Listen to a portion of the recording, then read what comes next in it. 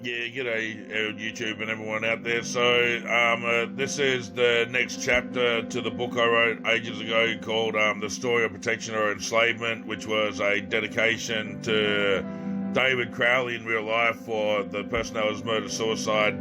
And basically, if you've been following it, well, here's the next chapter, so enjoy. I hope everyone's keeping well out there and looking after yourselves and your family, and helping each other in a time of need like this, as the only way that we'll ever break through what's going on right now in the world will be only if we work one, and we be one, as all together, and work as a collective to help each other and to help those less fortunate, etc. So peace, love and respect, and here's the rest of the next chapter to the book. Chapter 3, Story of the Rogue Informer. Phil looked at the ground. Who am I? Okay, David, I'll tell you, but it's a long story. So, here's the start. I'm an ex-black project engineer. I've worked on things that would amaze and terrify you. Things that the general masses are blind to. So, I was about 28 years of age. I studied hard in the area of hypothetical physics, astrophysics, aerophysics, and general physics. And more. I was a sponge. I loved to learn. It was a high to me each time. I learned something new. The more I learned, the more I grew, and the more the high for it grew. I broke antimatter code in my early 30s that brought the attention of some rather shady men. I was so naive at the time that they offered me a job as a remote site in the Nevada desert. I had to leave all contact with the outside world. I would be paid handsomely, but I also had to sign an agreement. The agreement was if I talked about anything, had seen anything, or had been taught, I would lose my life, no questions asked. Do you believe in aliens, Mr. Carlton? I shrugged. I believe that the universe wasn't made for us just to look at, so yes, I guess. How would it make you feel if I told you that our world governments have been working in secret since Eisenhower's Grey Pact was made? Grey Pact? Oh, aliens, oh, come the fuck on, Phil. This has got to be a joke. Where's the cameras? Where's the Two Blue prank? I said jokingly. Phil stared into a deep and blank back at me. Oh, Mr. Carlton, I wish I could tell you this was just a prank.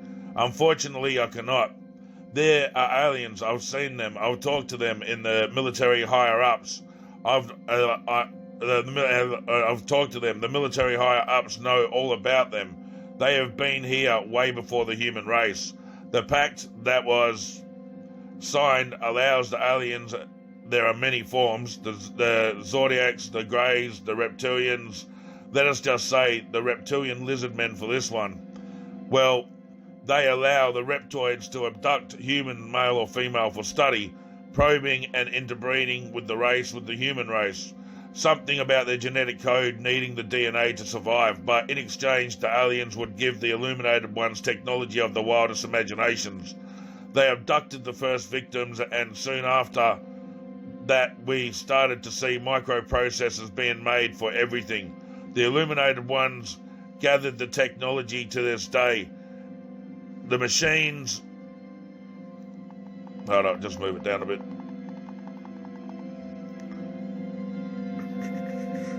Illuminated ones, technology with gathered the technology to this day. The machines and technology in advance to the original outside world is 10 to the thousands each year. The military advanced 10 years to the normal populace's one. The pact was signed in 1954. The president met with the Greys and the Reptoids on many accounts after that. The Greys had to meet at night, but the Reptoids had some form of vibration manipulation that they could use to look like us.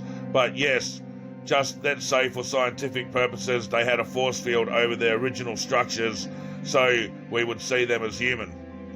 Would you be surprised at how many are actual? You would be surprised at how many are actual members of government and society in general. But they met none the less each time discussing another move. They called this the New World Command, and to this day they are still pushing for it. Now, you understand that it was the aerophysics space. I was an aerophysics space engineer at Area 51. I reserved the alien technology and handed it to the higher-ups. I've been responsible for the first nano supercomputer I pulled from the Hanabu 2. That craft wasn't entirely extraterrestrial, but the craft allowed the government to take it and use it. Do you know how fast computers can run? Yes, of course I do. The fastest computer is about 6 gigahertz, right? Phil said, let's take a break. I'll tell you more after. Phil lifted up to Stan and said, Stan, come with me. We both walked into the kitchen. The elderly woman and the young boy stayed in the room, still sitting on the floor. How do you like your coffee, Mr. Crowley? Black, 2 sugars. Phil, have you got anything to eat? I haven't had anything to eat for days. I'm sure that I can fix you something up, buddy. He handed me a sandwich filled with ham and lettuce. Thanks, this will do. I took a deep bite into the bread. It was rather stale, but it was good to my taste buds. It was good. My taste buds tingled as the taste of the ham touched my tongue. God, I was hungry. I ate the whole thing within seconds. We moved back down the hallway and to the hidden room, and I sat back down, and Phil continued his story. So, the fastest computer chip to the masses is about 6 gigahertz and climbing, but to our top intelligent agencies, break speeds in the quantum. Thanks for our reverse engineering of damaged, shot down, malfunctioning, unidentified craft.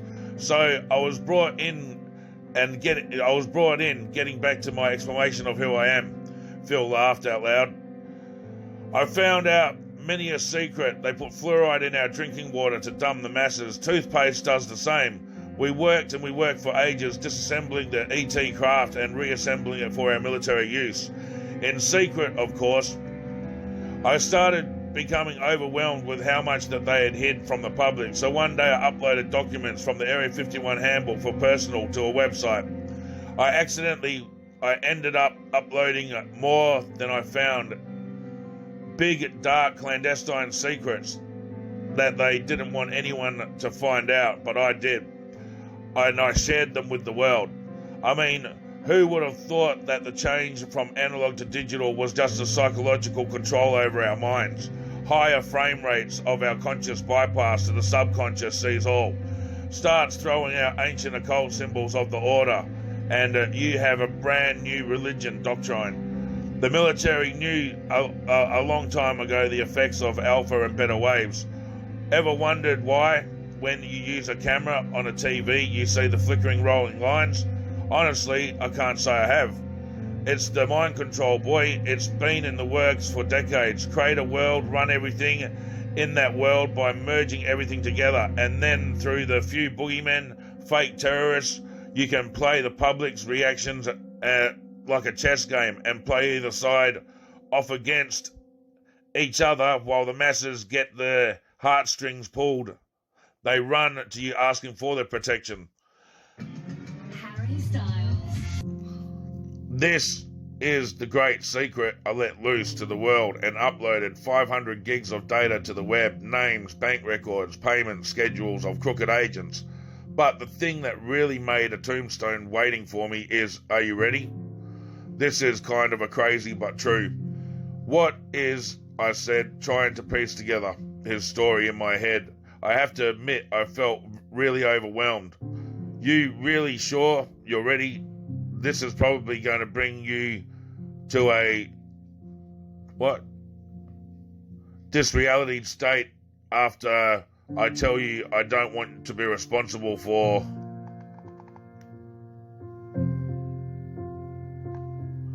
sending you to the nut house, Mr. Crowley. Are you sure that your brain can handle this stuff? Phil, mate, I'm about as ready as I'm going to be. Fire away. Okay, you asked for it, so here it comes. The story of the aliens and the illuminated ones. Okay, God. Okay, listen, because I won't repeat this. This can have you marked for life, and this can have your life marked for death very quickly. Have you ever read the Bible? I replied, getting regretting the answer. No, I remember some Sunday school teachings, but the general book, not too much. Why? Because, young David, it was true. A lot was mixed around the basics of what the document said. They were preparing for a war against Christ from the Bible.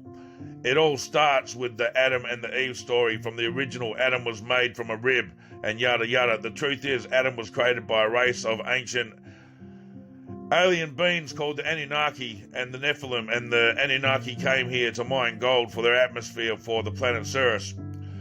On their arrival, they found a race of monkeys, and they had probability to them. After a few medical tests, they found that they could bioengineer a new species.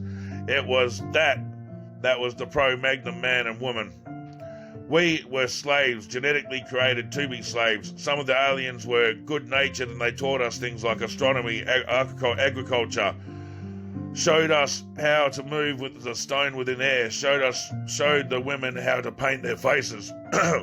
But there was also the dark ones. They seek to treat us like animals, no care for our well-being, our security, nothing. We were nothing but cattle. They even fed on us, the human race.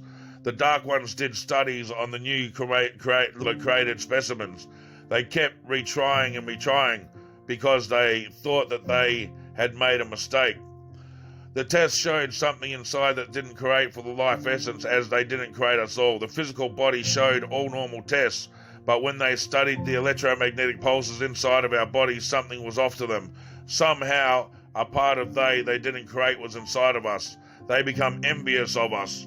We started showing signs that a new energy was affecting us. It was allowing us free thinking and free will. It wasn't the plan that they wanted a race of it wasn't the plan. They wanted a race of subduable slaves, not a collection of lab rats that to them were evolving in such a way it broke the aliens' technological experiences. They spent weeks torturing the women and men. They began bleeding people, hanging them, and drinking the collected blood, hoping that they would gain the energy they couldn't understand for themselves. No matter how much blood they drank, they couldn't gain the energy that they found from the newly created race. The ones that were good tried to stop the dark ones, but the dark ones had the power. They had the same done to their own to show if they liked our race so much, then they should join us. After the good intentions of the few extraterrestrials had been removed, the Dark Ones created a group in a coven that they confined in each other and made laws for the creation, since it was not working the way it had been planned. The new leaders announced the creation of a new city with a garden as far as the eyes could see. This new great city was to be called Eden. I butted in. Eden? You mean the Garden of Eden? I remember that from Sunday school. Yes, the one and the same. They tortured us as slaves, making us mine gold, minerals, cut slate, stone, and the creation of their city. They made a planned map and showed the workers slaves that they wanted and how to build. The workers worked for years. When one died, another was genetically created. The use of anti-gravity helped move a lot of the giant stones, but it wasn't enough. The city that they wanted to build had a flaw in the plan also. For days into weeks, the Dark Ones gathered as the council and tested theories on why the city was designed was not working.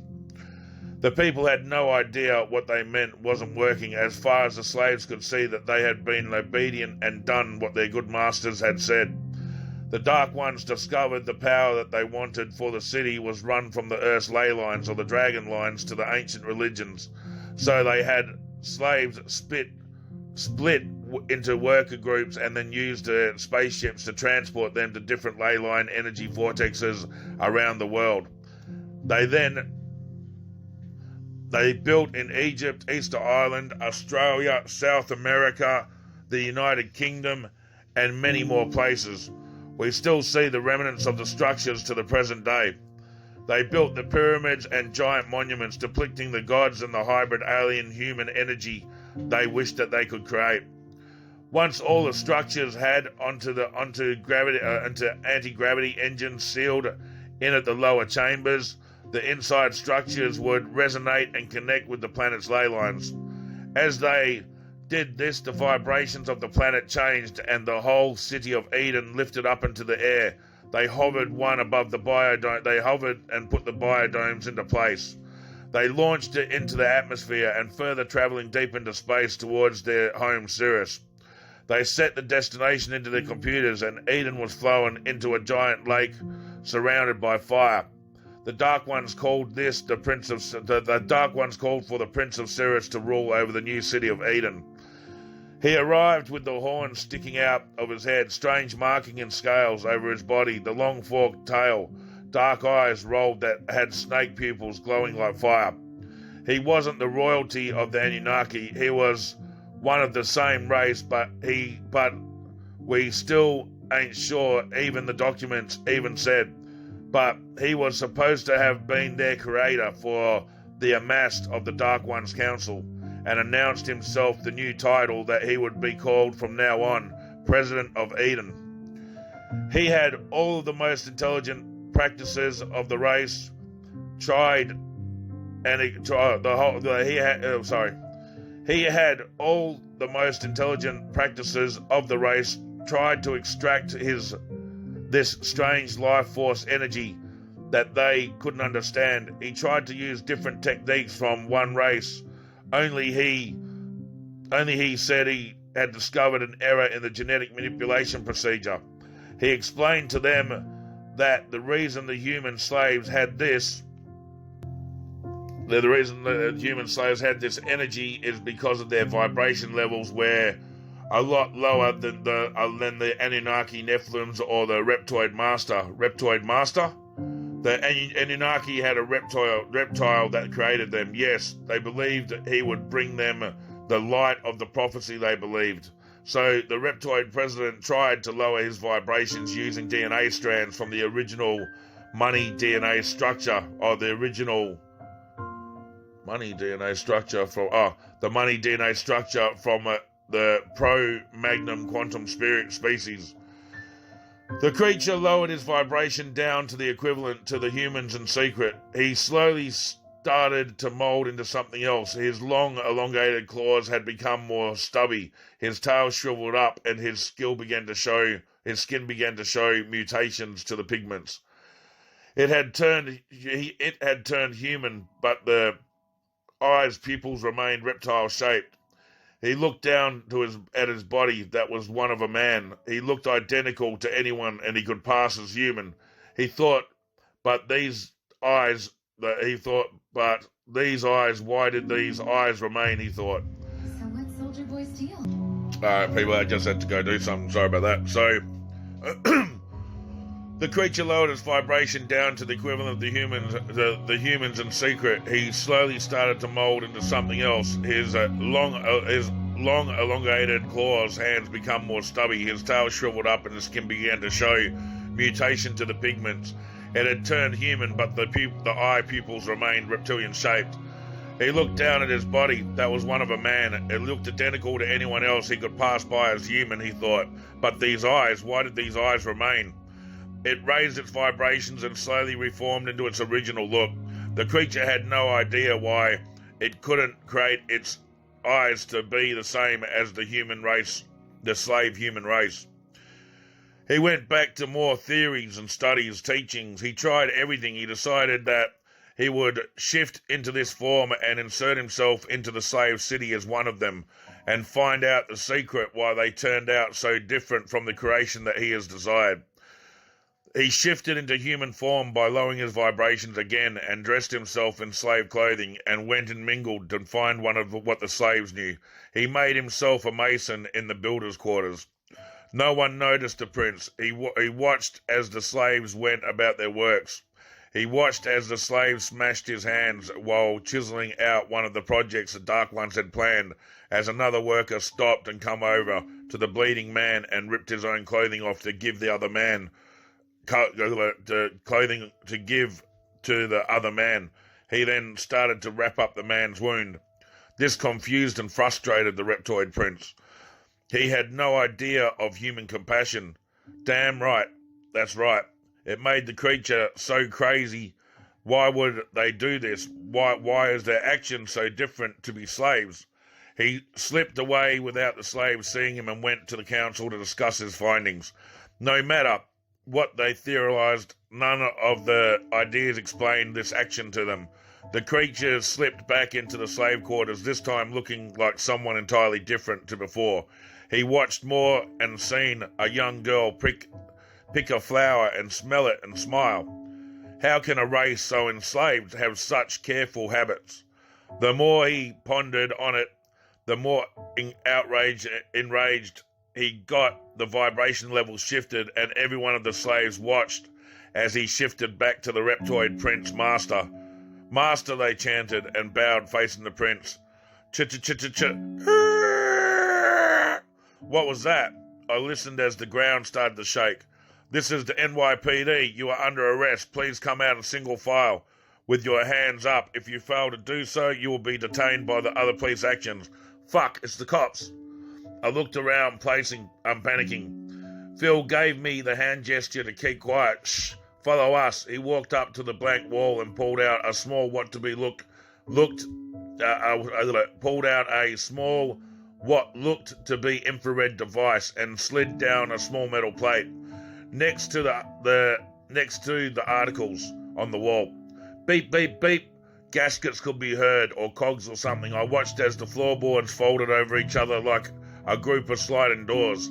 After it opened, it revealed a small, narrow tunnel. Phil waved the boy and the woman through, then waved for me to come. I started to walk towards the descending passage. As I got about 2 feet away, the door flung open to the main entrance. Law enforcement officers dressed in full black with riot shields and the letters IFMA plastered across their backs and shields. Freeze! I looked to Phil. He was pulling the lever of the floorboards, started moving again. I panicked like hell and turned and lunged myself towards Phil and the boy and the elderly woman, and thumped into the dirt into the passage, and turned my head to where the police had just entered from, shining lights in my face as they entered into the secret article room. The floorboards clicked and slid back to the original formation's path. The path was blocked. Phil grabbed me by the arm. Hurry, we haven't got much time. We continued deeper into the passage. Along the sides were strange, bright LED lights that looked to be running wireless. I had to ask as we were moving, how is there no power running these lights to the wall? That's Tesla tech, son, he replied. I knew a lot about nuclear Tesla myself and had in my student years of school did a paper on the inventor. I was still amazed that his patents weren't being used right now. As I turned the last corridor to the passageway, we come to a dead end of a giant metal door blocked its path. Phil once again waved the device down, and the same style metal plate fitted into the wall accent. The plate beeped twice and rumbled as the door folded open. We slowly made our way outside. A mist filled the air. It was really hard to see, and it was cold. We were in some form of swampland. Sticks and reeds protruded out from the murky-coloured, smelly water. Phil pulled me in another direction. This way, hurry. They won't be far behind. We moved through the reeds, taking various forms of cover. My shoes were soaked as I felt the water sloshing around. My feet slipped back and forth as I moved each more pace forward. The reeds finished and a small opening of land with a barn was revealed. Phil and the others kept running up. Hurry, hurry, it's in here. The ground shook madly and a convoy of armoured vehicles approached from the left. The ground illuminated brightly. As I looked up, a chopper light was shining right down on us. I could see through the mist faintly, a rope dangling from it, and officers had started to rappel down. This was going to be a showdown and a half, I thought to myself, but I wasn't really ready to kill someone of the law at that. I'd lost vision of reality, and I was ready to fight. I hadn't done anything wrong, even though the only thoughts that kept going on in my head was that of Abby's birth and Sandra and myself's wedding day. Everything was so different then. I couldn't help but wish it was still like that. The now grounded officers that had repelled had started to move in formation towards us, shining their flashlights in our vision and to disorientate us.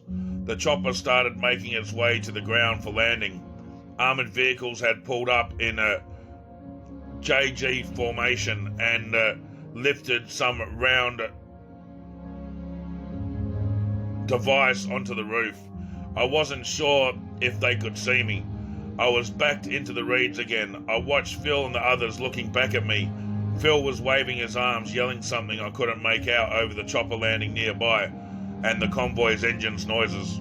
The convoy had just turned off all their engines when I made out that he was yelling the sound, "Run, Dave," when he was yelling out, "Sound weapon, run, Dave." An ear-piercing screech exactly the same as the one in front of the district where the tragedy had happened ripped right through my ears. The intensity of it drove me into the murky water, holding my head, blocking my ears. The sound got more intense to me. It was causing excruciating pain around my temples and the back of my skull. I rolled into the water, trying to keep down. I forced my side of my head into wet slush, filled my ear with mud. I looked back to Phil. They had Phil and the other two on their knees in front of the barn. The armoured cars had been moved into place to shine the vehicle's high beams onto the three and the horde of officers. The sound stopped and the air began to clear a bit. My head still vibrating with the sounds echoing. Intensity, my skull felt fragile and sensitive. The dark shadow could be seen moving towards Phil and the others. As the shadow emerged into the light, I couldn't believe my eyes. It was the man that they called Osama bin Laden, the same Muslim man I seen on the 313 when returning from the city too. He walked staunchly towards the three and right up to them. I watched as he retrieved a 9mm Beretta from his jacket and shoot both the woman and the young boy in the top of the head. The blood splattered all down the front of the wooden barn's planks. "Take him." They placed a black knapsack like the one that they had put over his head, tied his hands with plastic adjustable ties, then yanked Phil up onto his feet and escorted him into one of the armoured vehicles. They opened the car's personnel doors and forced Phil inside. 3 officers jumped inside and one went to the front and opened the door and climbed into the driver's seat. The horde of officers around slowly dispersed bit by bit. Leaving, they started up the car and rolled out, with Phil and the others took off in another direction. The chopper lifted and disappeared back into the horizon. I waited and waited when the coast was clear. I snuck up to the barn. I couldn't find a way in. I gave a pull. I couldn't find a way in. I gave up and pulled out my pistol and fired an entire clip of 13 into the tightly shot pattern, and then booted at the wooden planks until they finally gave in and collapsed inside. I could see a black car, and it had a limousine tinted windows, was approaching. More, I seen it was a Bentley, rather in nice shape too. I pulled the planks back more and more, squeezed through. A few assault rifles and landmines sat on a rack to the side of the parked car. A suit of body armour next to that, and the random boxes of ammunition. I couldn't see any keys though. I searched the barn from every nook and cranny and I couldn't find them. I decided I would have to try to hotwire the car. God knows how, but I was going to try. But first, since I had resources now, I intended on using them. I picked up the assault rifles and inspected them. I knew that they were I knew what they were. They were the FAD full automatic armor piercing hardpoints. This kind of only militia law enforcement use. I clicked out the clip and accidentally dropped it.